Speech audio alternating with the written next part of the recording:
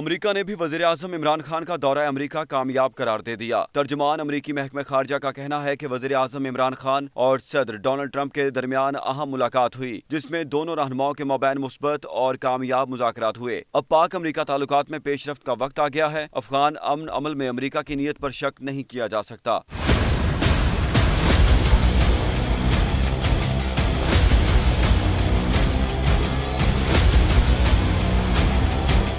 امریکی محکمہ خارجہ کی پریس بریفنگ میں ترجمان مورگن اورٹیگس کا کہنا تھا کہ وزیر اعظم عمران خان کی وزیر خارجہ مائک پومپیو سے بھی ملاقات ہوئی، جس میں دونوں جانب سے باہمی تعلقات مزید بڑھانے پر اتفاق کیا گیا۔